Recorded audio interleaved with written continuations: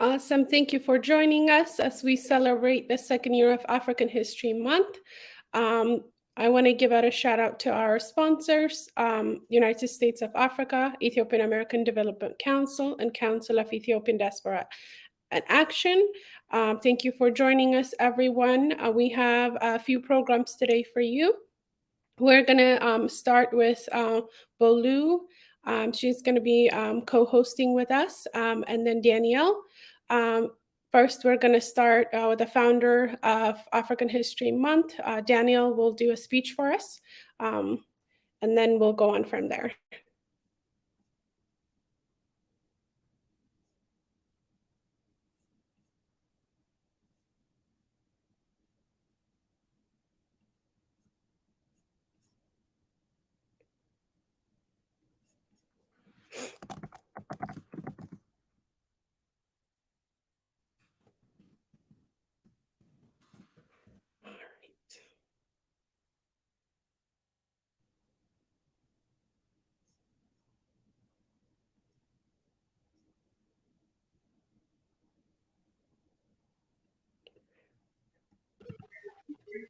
Awesome, Daniela, if you'd like to go ahead and introduce yourself. Oh, right. Thank you all for joining us once again. My name is Daniela Asaridu. I'm Ghanaian, and I'm honored to be hosting this event alongside other fantastic hosts for today. This is an occasion where, we celebrate how far we've come as a people. We celebrate our past, our future, our uniqueness, our experiences, and I'm so glad that we all could join us today.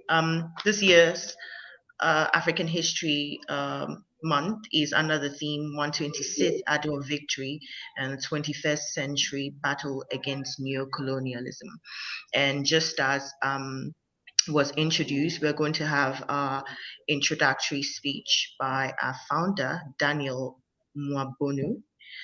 So, ladies and gentlemen, help me welcome Daniel.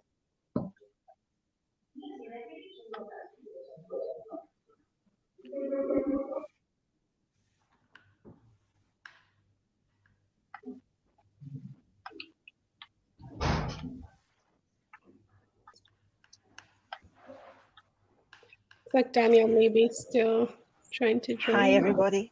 Sorry, I'm just like to say I'm Diana Markey Solomon. I'm Daniel's assistant, and Daniel's having a few technical issues right now, so he's not able to come into the studio at this moment. So what we're going to do, we're going to have a short break just to give him a little bit of time to come in. We're just going to show the schedule. I think we'll do that, and we'll give him a bit of a chance to come on. Okay.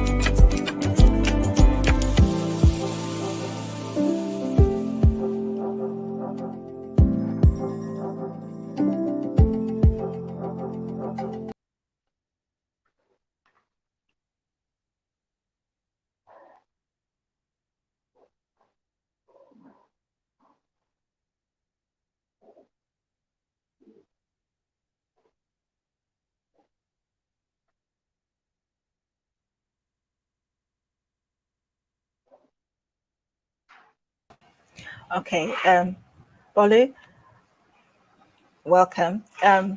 We're having problems with some technical difficulties. Daniel's trying to come into the studio, but it's not happening. So I think we should move on with the program and then he can come back.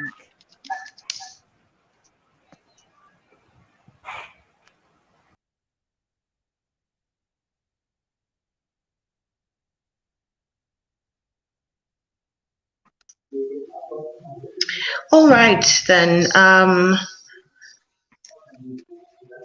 We're supposed to have had an address by the founder, and he's currently having technical issues. So we'll move on and take our keynote address by a very profound man we're honored to be listening to today. I will give a brief introduction, and then we can invite him to join us. Okay.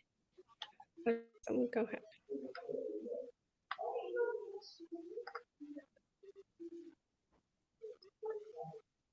Great. So Professor Mamo Muchi did his undergraduate degree in Columbia University, New York, USA, and his postgraduate MPhil and DPhil in Science, Technology, and Innovation for Development from the University of Sussex, UK. He's currently a DST NRF Research Chair in Innovation Studies at the Faculty of Management Sciences, Tuani University of Technology, and a C-rated research professor. He's a fellow of the South African Academy of Sciences, the African Academy of Sciences, and the African Science Institute. He's also currently adjunct professor at the Adama Science Technology University, RC University, Addis Ababa University, and University of Gondar, Ethiopia. He has been senior research associate at the SPMTDC program and also has become senior research associate at the TMD Center of Oxford University. He's also a chief editor of a new TUT Journal of Creativity, Innovation, and Social Entrepreneurship. And we're honored to be having him give our keynote address for today. Please help me welcome Professor Mamo Muchi.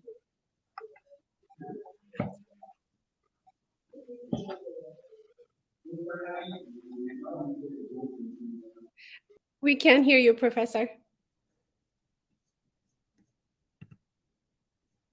think your mic may be muted.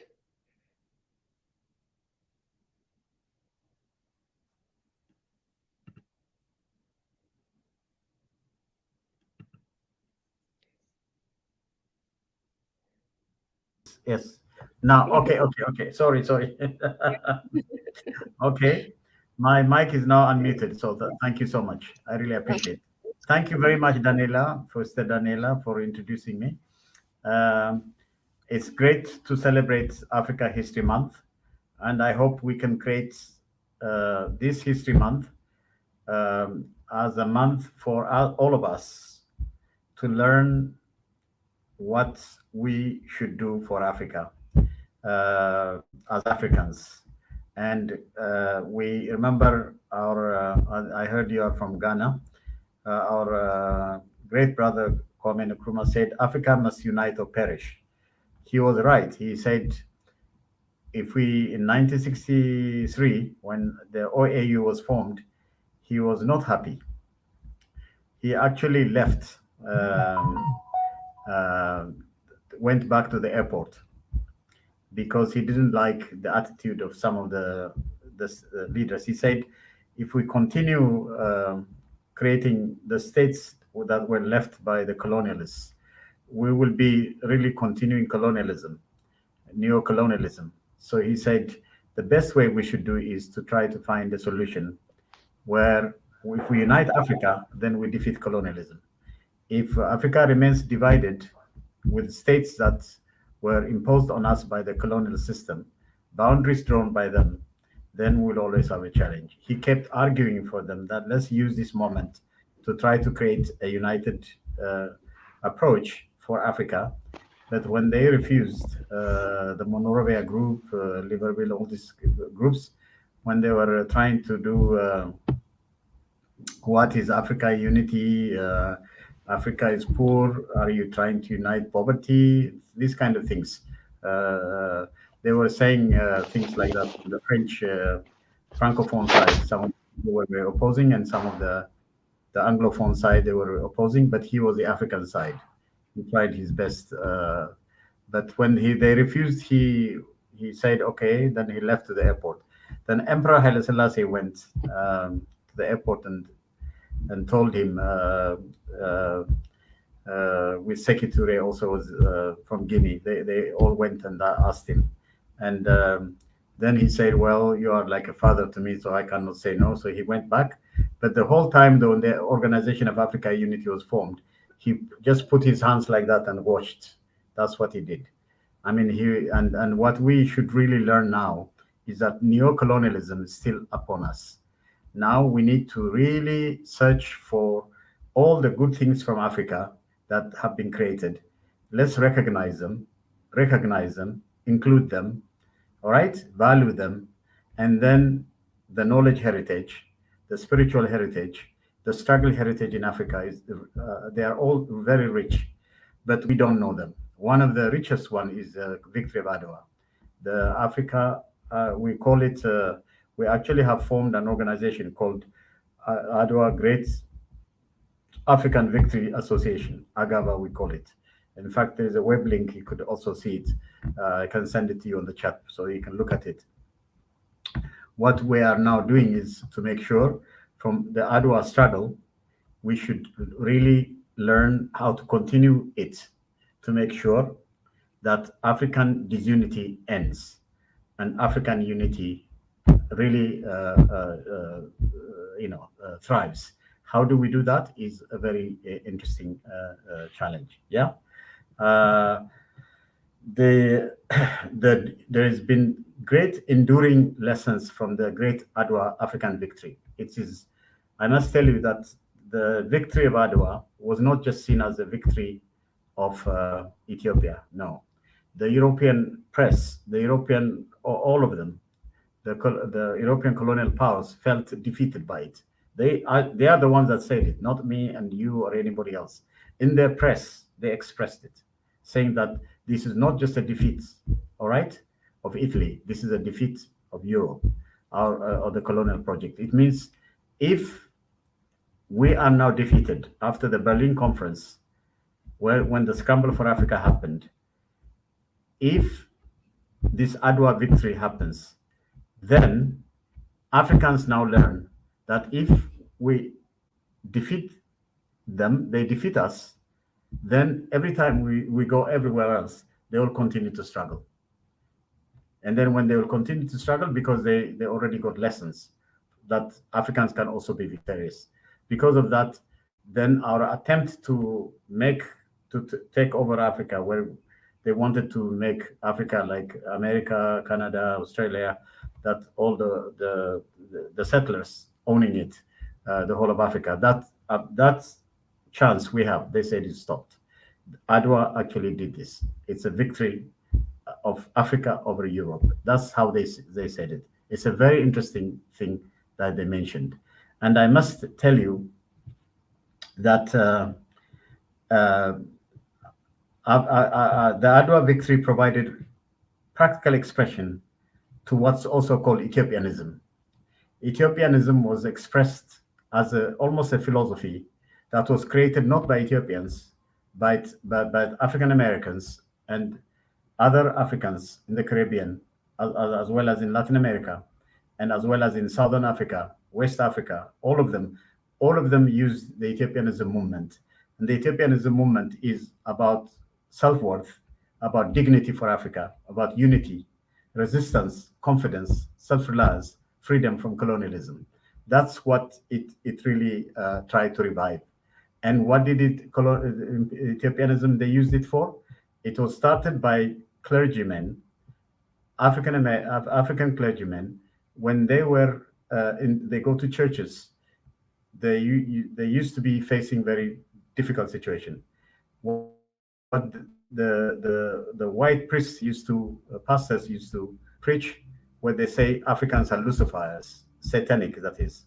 So when they say things like that, they say, instead of looking up to God and up to Christ, we bow down. They make us bow down. So they said, if please allow us to form our own preaching, where we also recognize our humanity.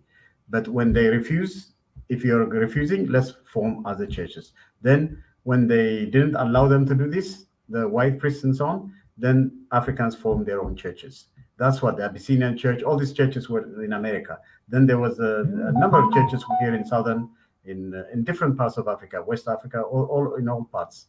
These churches start forming. And even in South Africa, the ANC, the African National Congress, John Langa Bilele Dube was the first clergyman. He was the founding leader of the African National Congress. And you know what? He was Ethiopianist.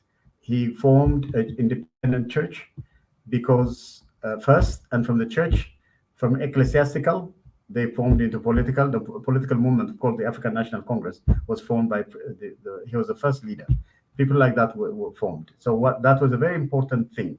So this Ethiopianism means Africa for Africans, Africans for humanity, that we're human.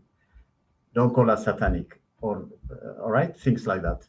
All right, and then the third one is the relationship of Africa with God. Something like that is what they use the word Ethiopianism as a philosophy, and it's basically Ethiopianism is really the founding idea of Pan Africanism also. So what we have now is Africans now should unite as humans and not give into the tribal divide and rule tactics colonialism left behind, which still persists as vile ethnicism. Adwa Victory changed the relationship between Ethiopia and Europe. It is remarkable that from 1896 to 1906, Pan-African intellectuals like the Haitian Benito Sylvian visited Ethiopia 4 times. During the 1903-1904, the Cuban-American William H. Ellis visited Ethiopia twice with plans for Ethiopian economic development and the resettlement of African Americans.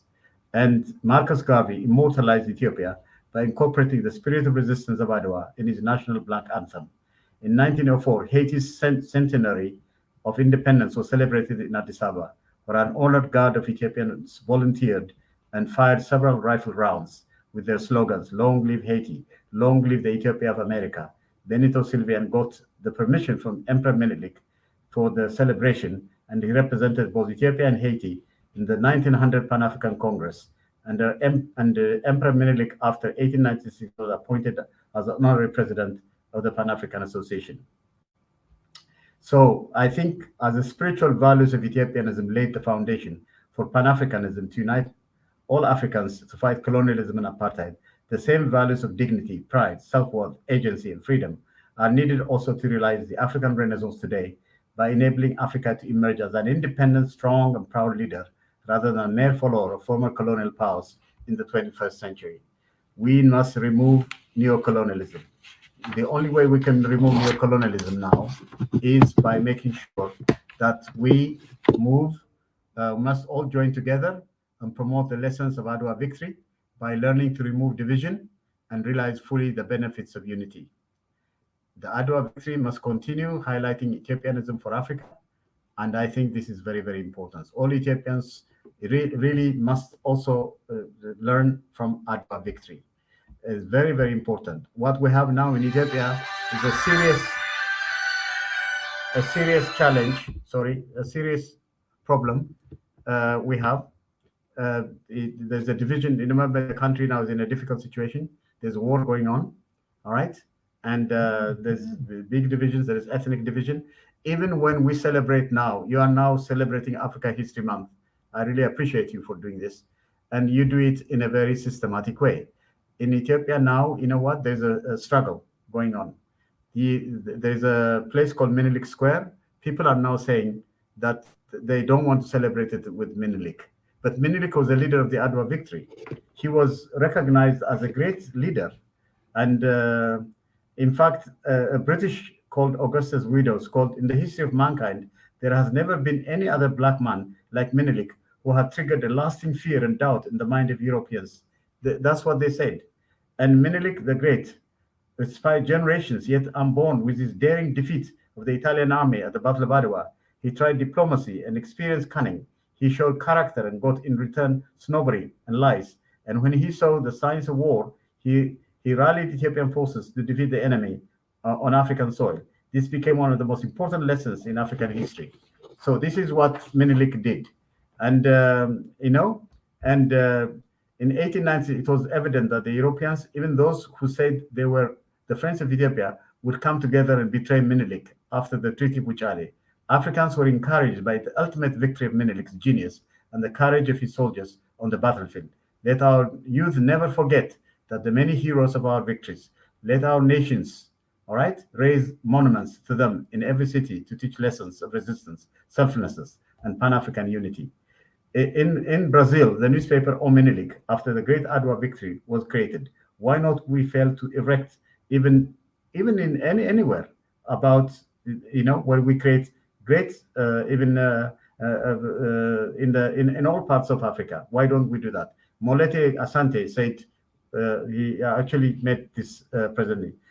If the American President John F. Kennedy, the French President Jacques Chirac, Muammar Gaddafi all recognized as Menelik as the greatest African leader for ably leading and winning the Adwa victory to make Africa free, while some in current Ethiopia use ethnic virus and fail to recognize this great African leader. So I think it's very, very important that you all understand this very seriously. But why they are saying, some of the people are saying, Menelik, the name Menelik as a leader, they don't want. They created a statue called Anole, which is saying that Menelik has cut the women's, I don't know. It's a very complicated thing they were saying. And it's very, very not good. I think this is very, very serious challenge we have. And I think we should celebrate Adwa victory as an African victory. Something Africans, when they are united, they were able to defeat the enemy. And now we're still under neocolonialism. Our colonialism has not completely been removed. What we need is a struggle like Adwa victory to continue. Adwa victory continues until we Africans are united. The moment we're united, then at that time maybe Adwa victory can end. I mean, at that time, because we have achieved what we should be doing. So that struggle heritage from Adwa, the defeat of the European power, a decisive victory. It's extraordinary how it was done with a really extraordinary genius. That's what our people did, and I think we should do that. And I think I just want to say that in this Africa History Month, we should also really rely on the knowledge heritage, and also education. The education system itself in Africa must change. How many of you know about Imhotep? I mean, he was a genius of geniuses. I call him the Einstein of Einstein. We have many, many people like that. On the leadership side, we have people like Menelik, who did extraordinary things in terms of making a decisive victory in half a day. All right, he didn't take a long time to defeat the colonial powers. And then this happened during the period of the Scramble for Africa, where the Berlin Conference. After the Berlin Conference, they got defeated. This is extraordinary lesson. Now we still have these divisions. We still have Francophone, Anglophone, Lusophone, Levantine phone divisions. And we are in a difficult situation. And the neocolonialism hasn't ended. We're not yet united. So we need the struggle. Adwa victory continues until Africa is fully united.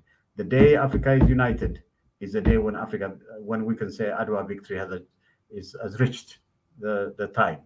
And until then, we should continue it. And I'm glad on the Africa History Month, you made it you gave the first choice on the day. This is the day, 126th anniversary, the day when the victory happened. On this day, you gave us this opportunity to give to start the Africa History Month. And then it's going to continue the whole month. And I think we should have very, very good discussions and encourage all of us to learn from we should create more Adwa victory to make sure that Africa unites. Africa the division must end. Cohesion must come. All right. And I think there was cognitive intelligence. All right. And in all spheres, we should come in the situation where we achieve this unity and then end up neocolonialism. Africa is very rich. We have extraordinary resources. We're the richest continent in this planet. What don't we have? But we don't own it, and others own it. And to own it more, they divide us. And then we need to now learn how to, even if we disagree, we must learn how to re-agree. Learn to unlearn, relearn. Think to unthink, rethink. A new approach is what we need to do. A new way to re-engineer our strategy to come together and not just be divided by pursuing money and all these other things. We should really value, and I think this is the most important time for all of us. I think our sisters and brothers, all of you, I really appreciate you very much and value you. Let's love each other, work with each other, unite with each other. Let's not some enemies come and give us some money to fight you. I should say to you, go away with your money. The most important thing is we are brothers and sisters. We should be together. And I think our moral intelligence, our emotional intelligence, our intellectual intelligence must be combined. We should remove the gravity burden of division, of disunity. We should create the speed of light square of African unity. African unity should have happened when our brother Kwame Nkrumah said Africa must unite or perish. You see, that day should have happened. Let's not also postpone it until 2063. We don't need 100 years of talking. We should do it faster.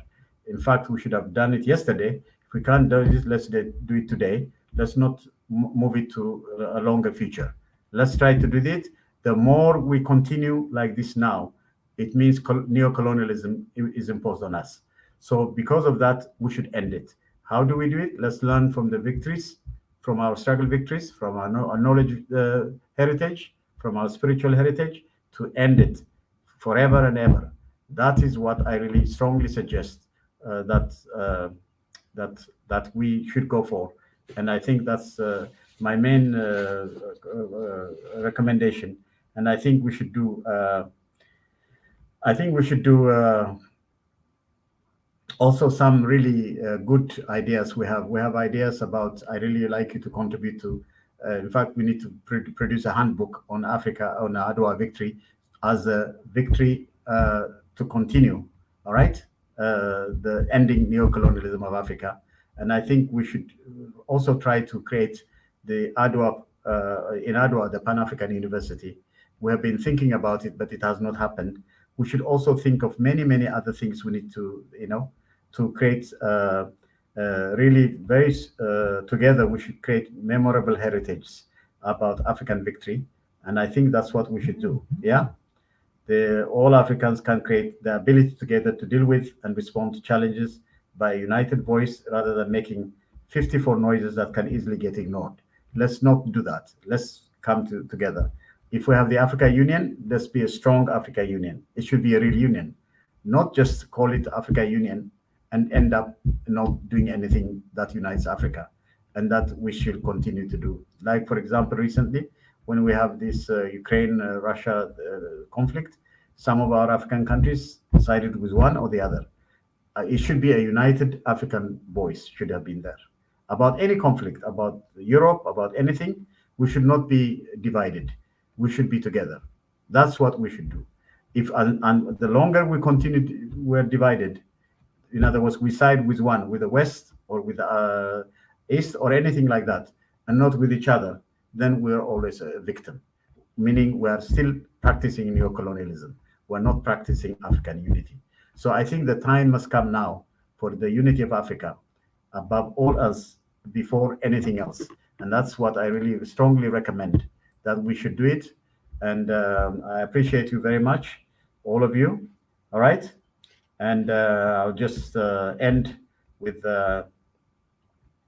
something. It is easy to sing with a poem. It is easy to sing when the streets themselves are alive with singing, when the drum beats, the rhythm in us all. It is easy enough to speak the words that move when the crowd is aroused and wants what you wish it to prove. What is not so easy is to start from the dark, not knowing where to spark. For the real work is the work that no one sees and earns no remark. Don't go for remark, go for hard work with joy.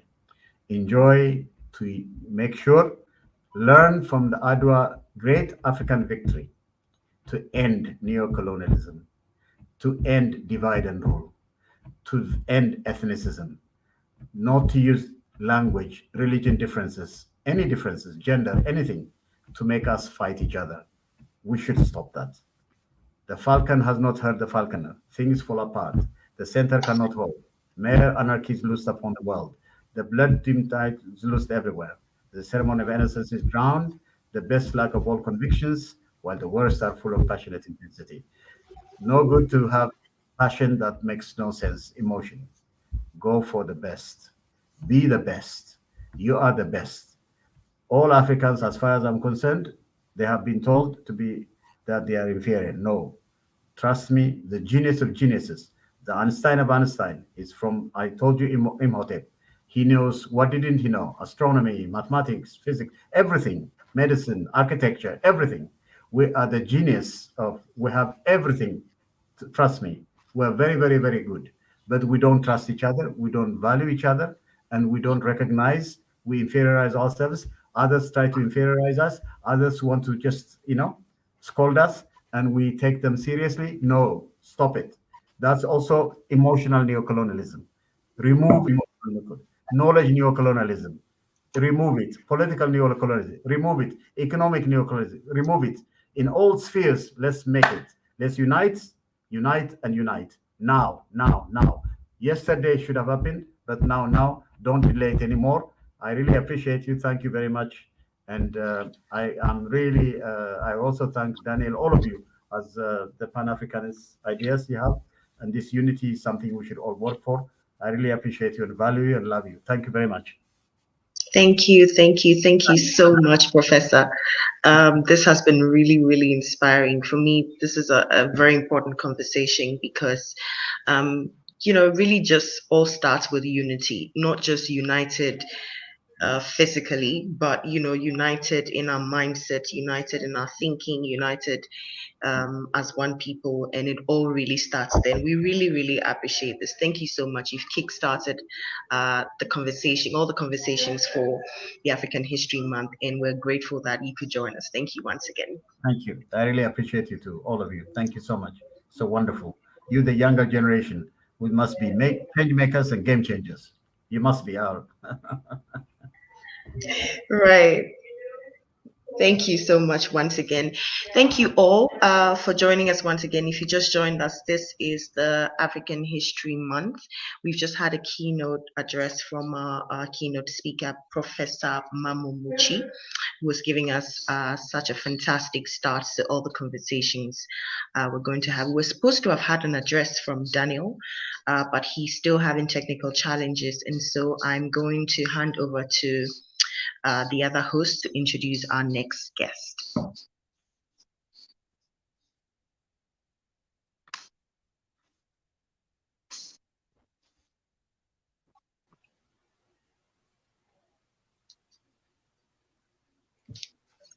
Ms. Kebet, would you like to introduce Emmanuel? Awesome. Thank you. Again, that was such a great lesson for us, I think, especially the younger generation, to be able to, hear that from someone with experience, as well as just a wealth of knowledge. And I think a reminder to really bring us together, unite us, and be able to recognize the power that we have as we come together. And so, Emmanuel, thank you so much for joining us.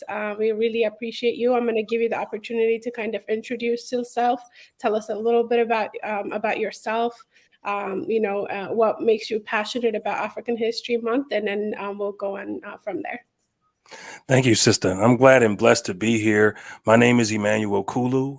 I am based in New York, and I wanted to bring forth this true African history. I am an African historian. I've been working on ancient African history for the last 7 years. I believe it's very important. The Honorable Marcus Garvey once said, a person without his culture is like a tree without roots.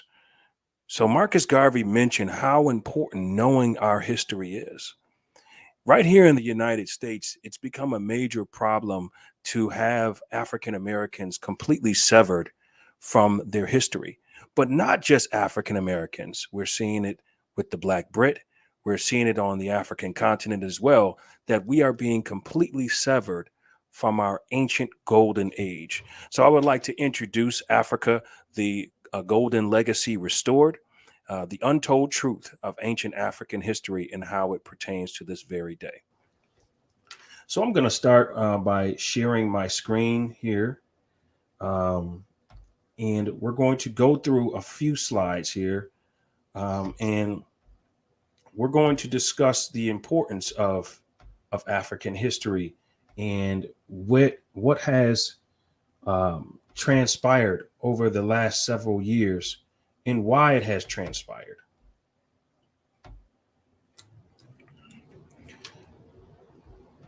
So here we are, Africa, a golden legacy restored.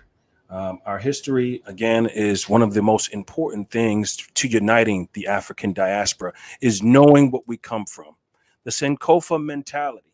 Before I get into this, I would like to announce a quote from Adolf Hitler, who we most know from the Nazi Germany issues that happened with the Jews. He said, if you tell a lie long enough, eventually it becomes the truth. And what are some of these misconceptions that's happened been told about ancient Africa? Just a few I'm going to mention.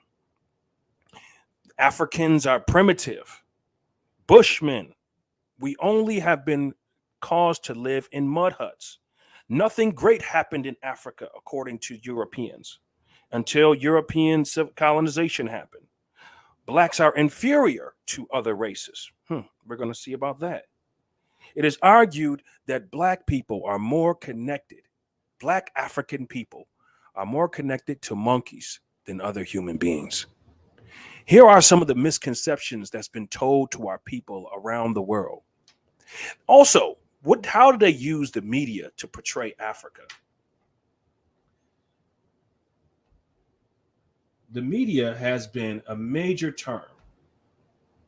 Now, President Nixon once mentioned, the American people won't believe anything until they see it on television. So let's talk about what's happening in the media when it comes to on the African continent. On the continent, they're being fed this negative image of African Americans, of street life, of murder, of violence, of gangs. And then on the flip side, what are they showing our African American peers about Africa in the media?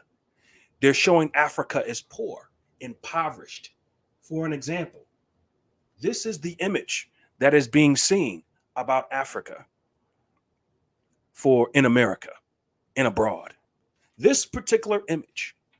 Now, I would also, who are not in the United States, like to let you know that in America, we have very impoverished places, such as in Florida, such as in New York City, such as in Atlanta. Downtown, you find people sleeping on the streets as well. But why do they seem to highlight this part of Africa? And we're going to get into why it has been highlighted throughout the media. Here's another example here. Another example of how Africa is betrayed. Violence, Ebola, huts, terrorism. As the brother professor just mentioned earlier, some of the things that have been told about ancient Africa. Do we hear about our brotherly love? How many attempts we've tried to unite with Brother Kwame Nkrumah, with Patrice Lumumba, all of these great African leaders who had the idea of one Africa, uniting Africa, that Africa must unite or fall. What about the ancient African kingdoms, starting with Egypt? the modern cities, the beautiful scenery, the great Zimbabwe, Nigeria, still to this day, some of the most beautiful cities are in Africa. Some of the most beautiful scenery is in Africa. But we don't see that on the television here in America. Another image that has been portrayed throughout the Americas: slavery. Transatlantic slave trade has been the big picture of African people and our contribution to the human story. But do you believe this is the true history of African people?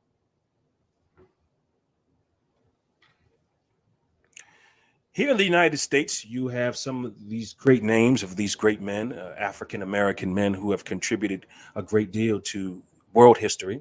You have Marcus Garvey, who I mentioned earlier, who mentioned the quote, "A person without his culture or history is like a tree without root." Now think about that saying that Marcus Garvey is talking about. A tree without root. If a tree has no roots into the ground, is it easy to just knock over? It's very easy to do so. But we have Barack Obama, we have Jesse Owens, Frederick Douglass. You may have heard these names, Dr. Martin Luther King, Malcolm X, other revered African-American names. But I'm going to ask you, brothers and sisters, throughout the diaspora, is this the beginning? These brothers, as great as what they've done for history, is this the beginning of African history? And I truly tell you, absolutely not. Let's go to some more images of Africans and African Americans that the media has portrayed. The street life, the image of street, the image of our women. Look at how our women have to be portrayed throughout the media as women of flaunty women, or women that don't have any sense of who they are. This is the image that's being put out there. Okay, does not represent all our people, but this represents young people who just want to, have a little fun and do a little bit. But that's the image that they put out there. And again, you have to ask yourself, who is controlling the media? Media has been a tool to divide the diaspora. What about the African kings? Are we seeing a big highlight on African kings? Just last week, I was able to screen a film, 1986 Shaka Zulu, which happened to be the most watched television series up until 1996. It came out in 1986. So that shows you the interest in African films is there. But what about some of these other kings? We have Shabaka, Taharka, who you may have heard of in the Bible. We have, I mentioned Shaka Zulu, the Pharaoh Tutmos III, Akhenaten, some of these great African kings. What about our women? How have they been portrayed? We saw the image. What about some of these great women? Queen Imani Reyes, Kandake Imani Reyes. This African queen lost her husband. This African queen lost her son, and she lost her eye in a battle against the Roman Empire. But this Cushite queen was able to resist Augustus Caesar and was able to keep her people free from colonization. So when they talk about Wakanda and they say how these Wakanda women were warriors, right? We're going to find out later if those Wakanda women really existed. Other Queen Nzinga, okay, who the Portuguese knew very well. You may have heard of Makeda, Hatshepsut, Queen Tiye, Nefertiti, Yaya Shantoe, Nandi of the Zulu. We can go on these African queens, but let's also highlight that African women, who are considered to be the strongest women in the world, were the first women to ever sit on thrones. In fact, Africa has produced more women rulers than any other region in the entire world. I think it's very important that we know the power of our women. The first women to be considered gods, the first women to be considered priests, the first women to be considered the root of the king, the African woman. I'm going to briefly touch on what Brother Professor Mamu mentioned. ancient Egypt, he mentioned Imhotep, the great genius. Now, ancient Egypt happens to be one of these big discrepancies. Is it an African civilization? Is it a Middle Eastern civilization? Or is it a European civilization? Sometimes we get mixed up, brothers and sisters, because we seem to think that because there are more Arabs in northern Cairo, that is all of Egypt. So we're going to get into that. Why is Egypt so important? Well, when talking about the pyramids were constructed on the mathematical pi dimensions. Each slope is 4 divided by pi. How did these ancient Egyptians, and aligned with the stars, how did these ancient people know so much about astrology, mathematics? Now you're starting to see why the current Eurocentric scholarship has not allowed Africans to claim Egypt as an African civilization. Because if you essentially say that Egypt was an African civilization, then you are saying that Africans are the reason why we have the zodiac, the knowledge of the stars, the mathematics, the science, the technology we have today, anatomy, because the Greeks, the Romans who followed the Egyptians learned everything from ancient Egypt. Here's another reason why. Instead of saying that these Egyptians were Africans, here's what they'll tell us, brothers and sisters. They'll tell us aliens created the pyramids. So we're seeing that anything to discredit Africans. A lot of our great history has been attributed to Chinese, to Arabs, to anyone, Europeans, anyone other than Africans, and including aliens who you see today. Another example of perfect math, the Eye of Horus. Now, if you take a look at this description here, you can see that the Eye of Horus here mirrors the pineal gland in the brain. And it forms what they call the Fibonacci sequence, which is 2 become 1, 2 become 1, 2 become 1, forming the perfect spiral. Again, how did these ancient African people know all of this knowledge at the time? So we're going to talk about how some of the Greek historians spoke about these ancient Egyptian people.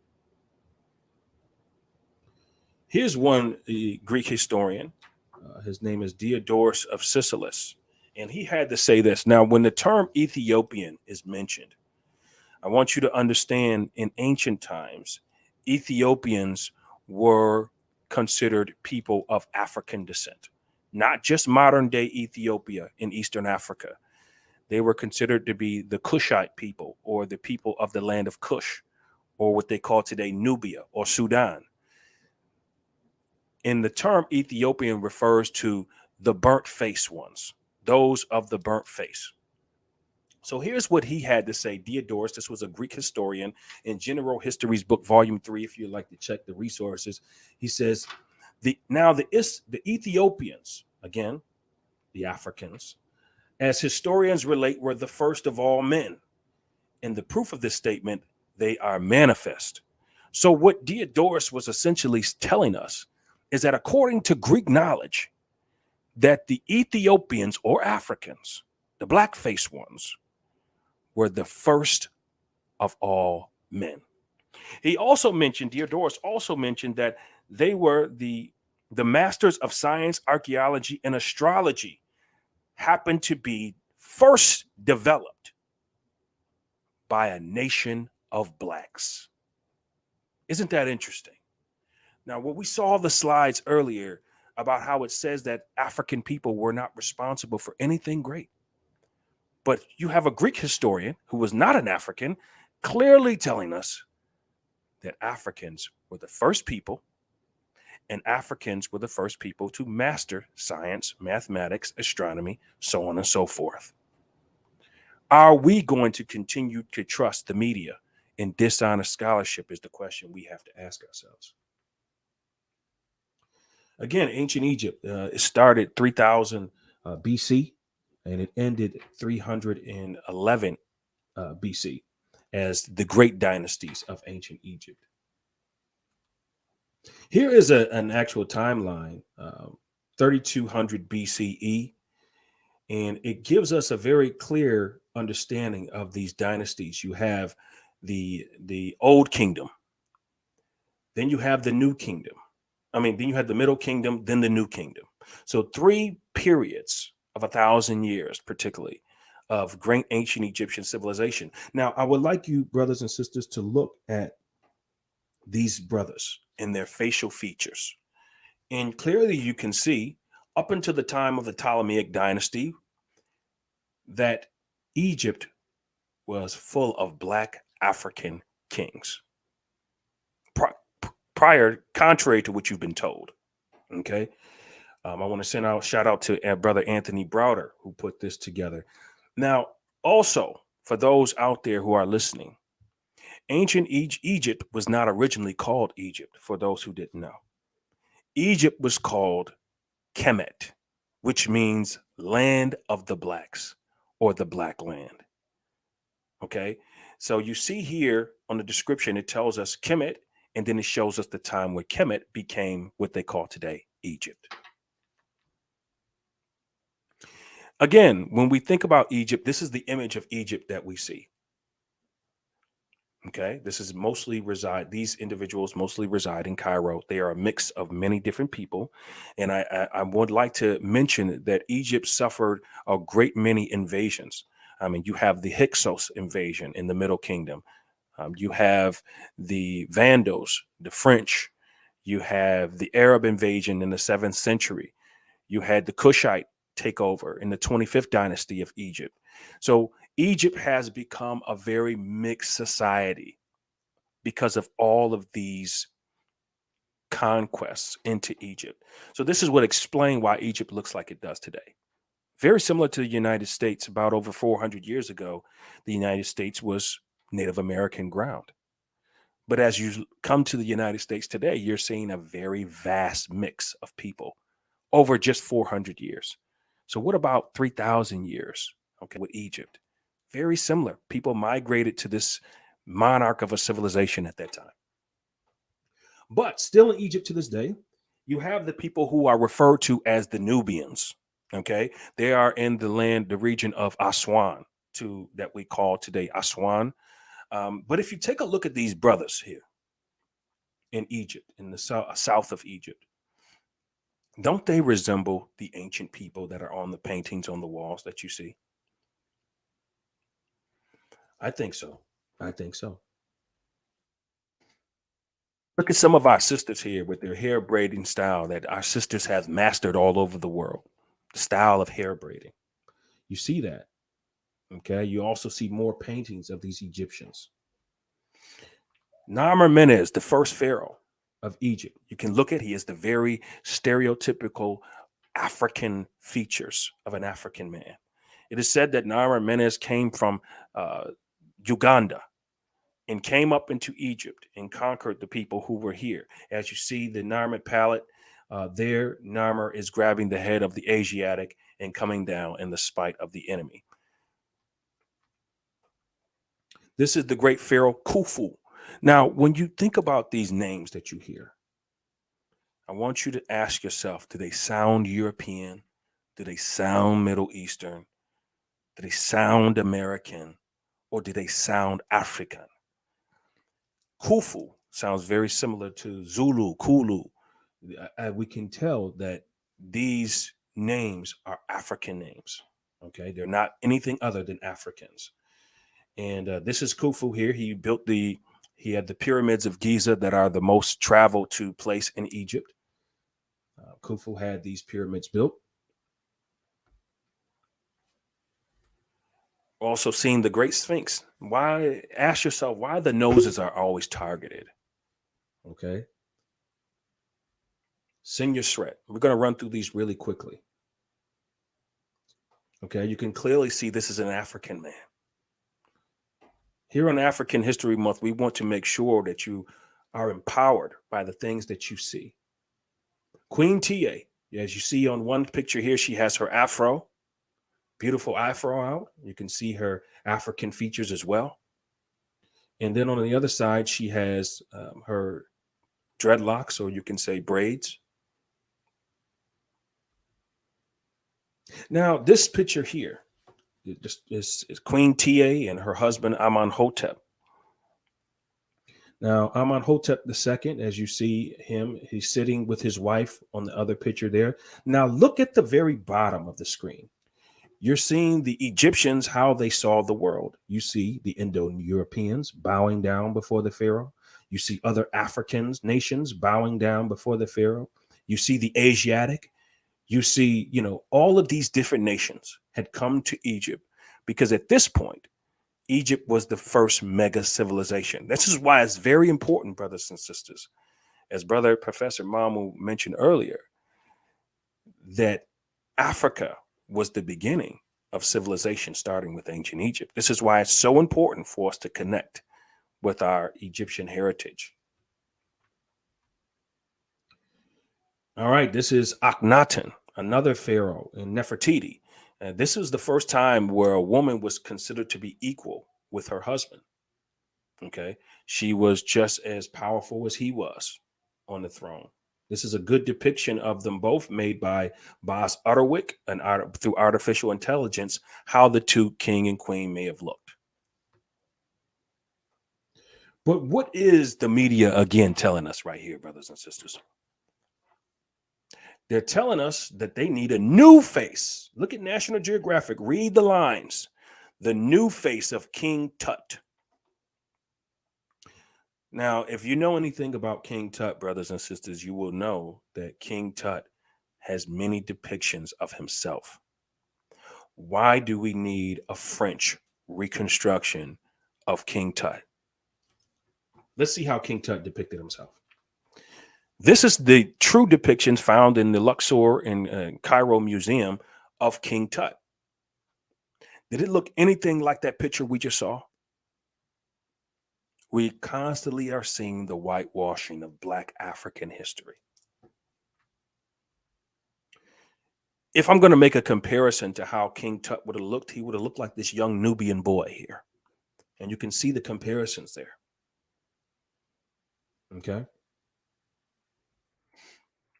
This is Queen Hatshepsut, clearly an African woman as well. She built the Djeru, the Holy of Holies temple, the mortuary temple found in ancient Egypt. She ruled the world, the known world, for over 20 to 25 years. How magnificent was this queen? We hear a lot about Cleopatra, right? But what about this African queen who had the 25 years of peace in Egypt, creating peaceful trade routes through other African countries and African civilizations at that time, and the Near East as well? This woman was able to bring forth Tutmosis III. This happened to be the greatest conquering pharaoh that Egypt had ever seen. He conquered mostly into close to the Black Sea, and as far south is what we call today the land of what they called the land of Punt, which is East Africa today, or Somalia.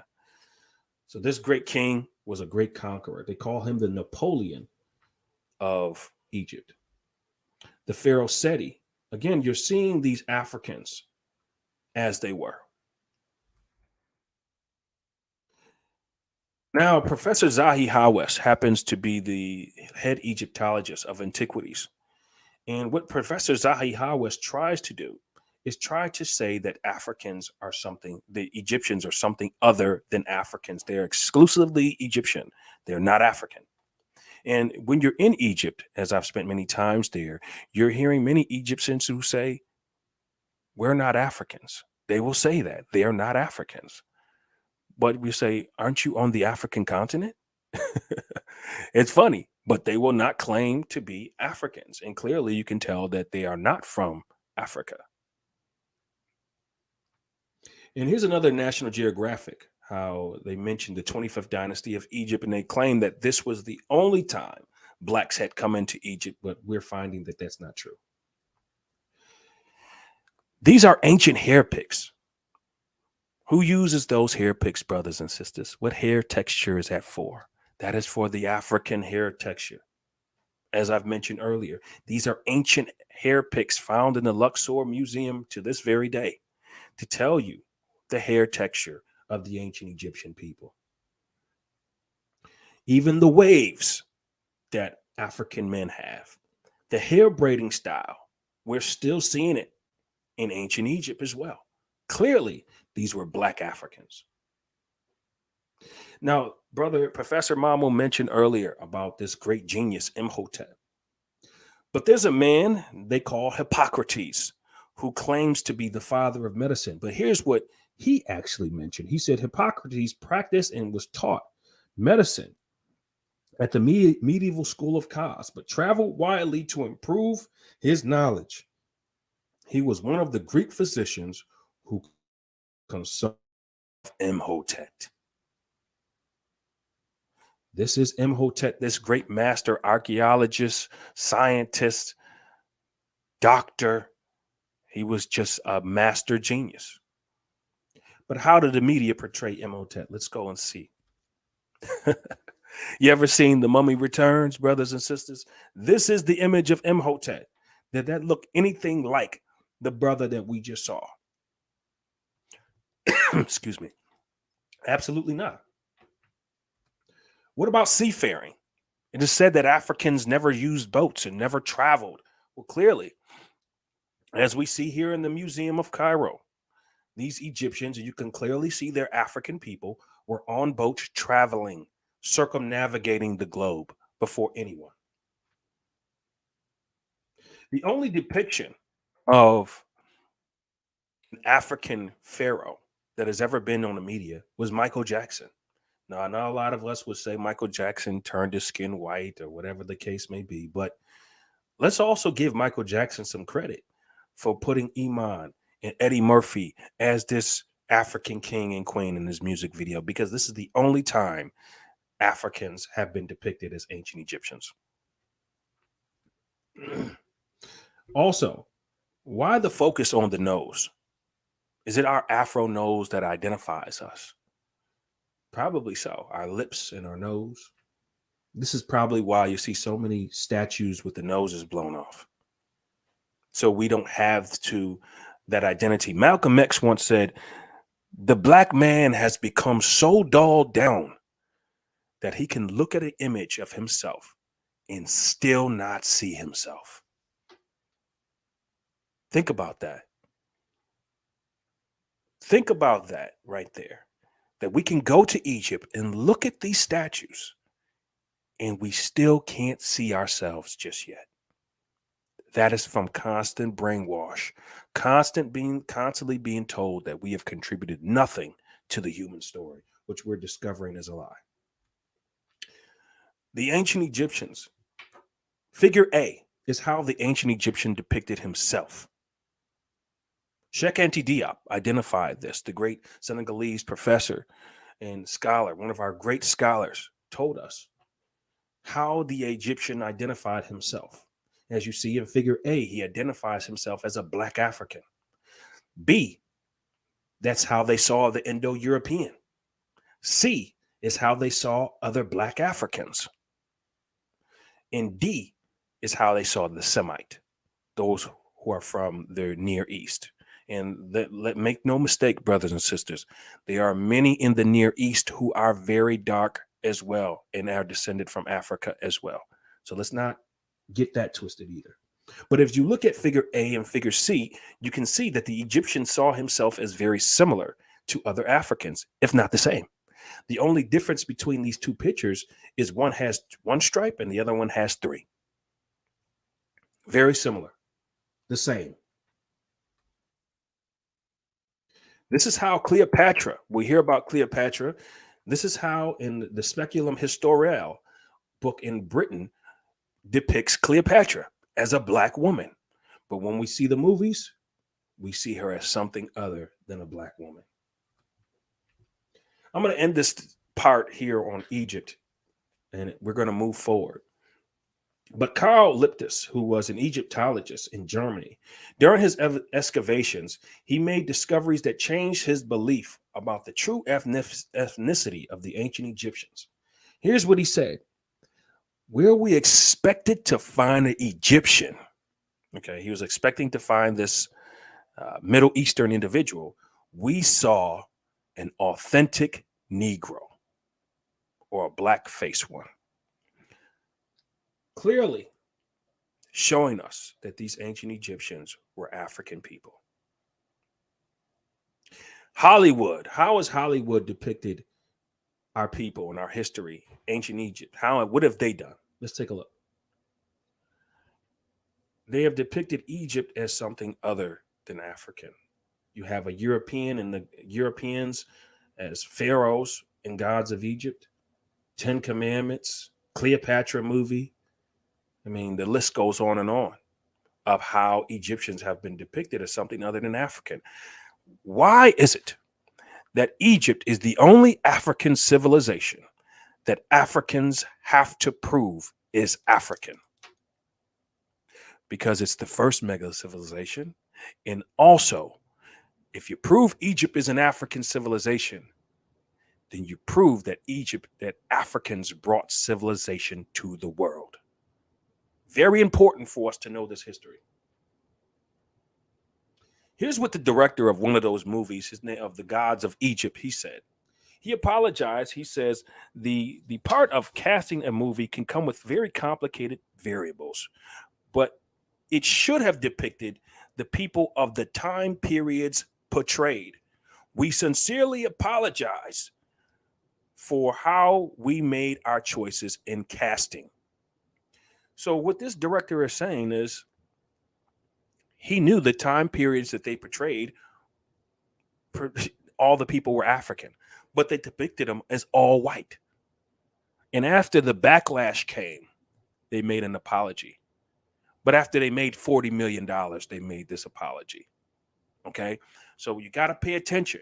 And when these movies come out that don't depict Africans the right way, let's not support this. Let's boycott it. Let's not be a part of it, because this is why we got this apology, even though they made their money anyway. Here are some of the scholars that you may have heard of: Socrates, Plato, Greek scholars, Pythagoras, who studied in Africa, Egypt particularly, Kush as well, to learn the science, mathematics, and even their use of speech.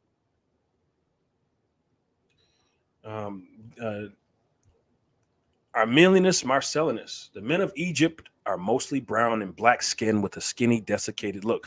So again, these are historians saying that they saw these Egyptian people as black people. So don't allow yourself to be mixed up. Here are the ancient Nubians, ancient Cushites, and the ancient Kemites, ancient Egyptians. You can clearly see that these were African civilizations. Now we're entering into an age of colorism. Something that we have to be very careful of, brothers and sisters, because we see all over the continent and abroad, our brothers and sisters bleaching their skin because we've been told that our dark skin is not beautiful enough. But now we're starting to see where this is exactly coming from. Who is behind this? Now, here's what the definition of black people is in the Wikipedia, which I can't stand, but I'll use it as a reference for now. Black people is a skin-based classification used for specific people who are mid to dark brown complexion. Not all black people are dark-skinned, however. In certain countries, often in social-based systems, racial classification in the Western world, it is used to describe persons who are perceived to be dark-skinned when compared to other populations. Depending on the usage, it is mostly used for people of sub-Saharan African descent and the indigenous people of Oceania, Southeast Asia, and the Indian subcontinent. So they're telling you that there are black people all over the world, everywhere, which also shows you how Africans circumnavigated the globe. We talked about Cheikh Anta Diop and his contribution to telling us the African origins of civilization. I highly recommend this book. Is it myth or is it reality? This is a book that every African needs to read to show you the beautiful history and our contributions. Okay? He argued that we were the first to invent mathematics, astrology, the calendar, general science, arts, religion, culture, social organization, medicine, writing, engineering, and architecture. We saw those magnificent things in Egypt. These were African people. But Egypt isn't all that happened in Africa. Okay? You have the Kushite, which actually in ancient Kush, they have more pyramids in Kush, still standing, over 237 pyramids in Kush than they did in Egypt. Okay. Talked about Kandake Mani Reyes, okay, when she chopped off the head of the statue of Augustus Caesar and buried it under her palace. She was able to free her people in the 24th century, in the 24 BC. She was able to free her people from Roman colonization. How beautiful. What about the Moors? Anybody ever heard of the Moors? The Moors ruled in Spain for over 700 years. These Black North Africans that traveled and brought knowledge to this place. In fact, in the city that they ruled in called Lisbon, it was considered to be the most beautiful city in all of Europe during the time of the Moors' rule. It actually mentioned Lisbon was the most beautiful of Europe and the most visited, as it was led by a nation of Blacks. This is in Spain, brothers and sisters, to show you that the Africans, we were moving about, civilizing other areas, including in Europe as well. But what was happening in Europe at this time? At this time in the 14, 15, 1300s, Europe was going through what they call the 100 Years' War, the Little Ice Age. And also they were experiencing the Black Death, which killed over 30 million. Okay, so when they were going through this Little Ice Age, crop failure was happening. The Black Death killed so many European people. And this is why we start to see why Europeans started to separate and branch out of Europe, to go to places like the Americas, to go to places like Australia, to go to places like India, to go to places like Africa, to colonize and pillage these lands because of the suffering they were going through in the 13th, 14th, and 15th century. We'll talk about Benin, my brothers and sisters from Nigeria, Cameroon. This was one nation at one point. We see a border that divides, but this great Benin Wall, okay? This Benin Wall, these people who lived in Benin, it mentions of a Polish conquistador came there and mentioned that the people lived in such security that they lived without doors. They had no doors in their homes because the magnificence and the safety that they had. Okay. They talked about the great mansions that were there. As you can see, this Great Wall was 4 times the size of the Chinese Wall. And then you also have these Benin bronzes that are found in the French and British Museum. Thousands of them, brothers and sisters. Thousands of African artifacts are in museums outside of Africa. What an atrocity to our history. Thousands were looted, stolen, taken from Africa and are sitting in museums in Europe.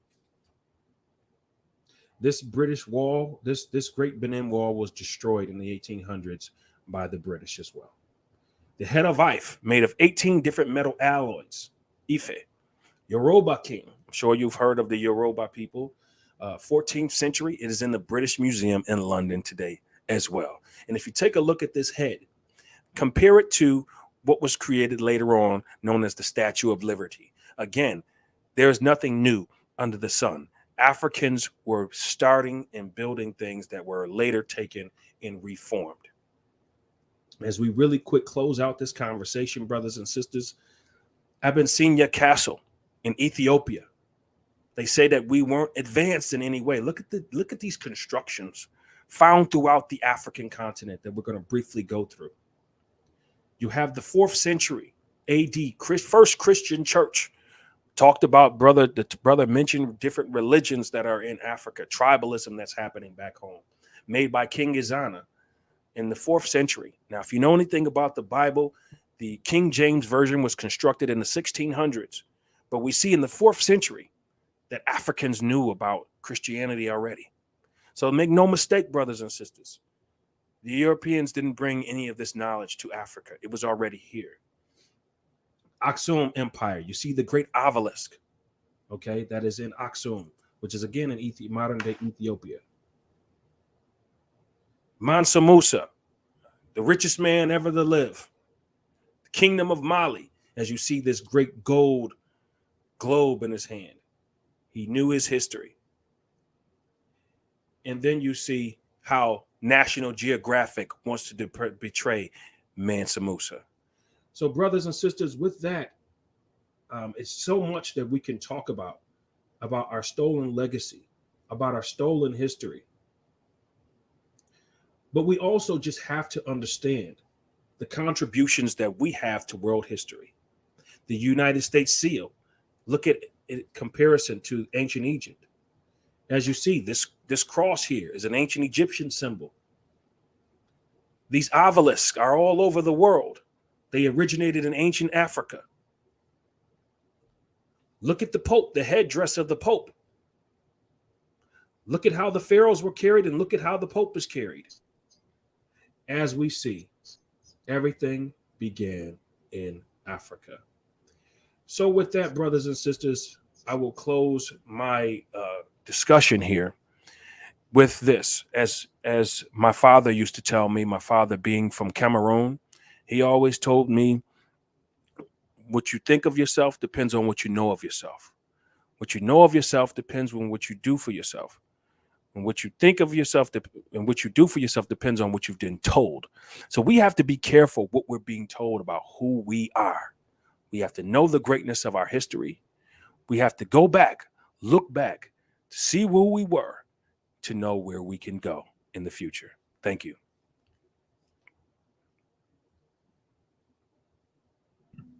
Awesome. Thank you so much, Daniel. That was powerful. I think a good reminder for all of us, and really, really great points there. So we really appreciate you for putting together that presentation and giving us that reminder as well. So thank you so much. And I hope that, of course, and I hope that people actually take action and try to correct some of those narratives so we're able to tell our stories and be able to empower the next generation. Awesome. Thank you so much. Thank you for having me, sister. Awesome. Thank you. All right. So next, we're actually going to talk about media. I think that was touched on a little bit during even earlier and now as well, how it shaped the narrative for Africa as a whole. So that's what we'll talk about right after this short clip. And then we'll go ahead and go into that. Hello, greetings everyone, and greetings to the African diaspora, to Africans on the African continent, to Africans in the Caribbean, in the Pacific. Today is a very important day. We are celebrating the second African History Month. And the African History Month is an annual event to celebrate the achievements of people of African descent and also acknowledge Africa's enormous contributions to the world civilization. On this momentous day, we are also celebrating 126th Adwa Victory, which is a very significant African history. On this day, the Ethiopian forces led by King Menelik II humiliated the Italian invaders and defeated them in the Battle of Adwa. And this Battle of Adwa is the hallmark for Pan Africanism. It empowers people of African descent to believe that